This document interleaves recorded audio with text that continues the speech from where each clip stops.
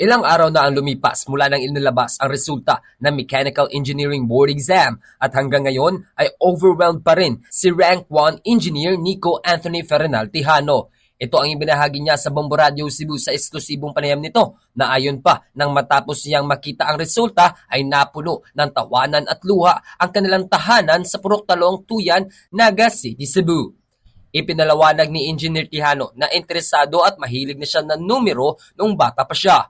Dahilan na mula noon ay handa na siya sa mga serye ng kompetisyon na nagbigay daan sa kanya upang lumipat sa mga academic quiz bowls, robotic contest at maging isang rocket launching competition na ginanap doon sa India kung saan ipinagmalaki niya ang kinatawan siya ng Pilipinas.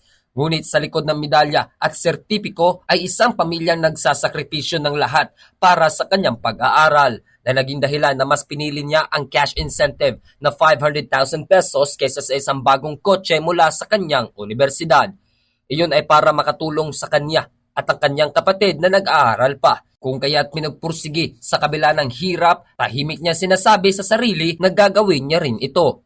Lahat ng ito ay nagbunga nang magtapos siya ng magna cum laude sa University of Cebu Main Campus ng Bachelor of Science in Mechanical Engineering. May binigay ang UC na car or 500,000 cash pero pinili ko yung cash kasi first of all hindi ako marunong mag-drive at I think na mas practical po yung cash for now kasi may mga kapatid pa po ako na nag-aaral so maybe makaka-help ako sa tuition ng mga kapatid ko para sa family ko.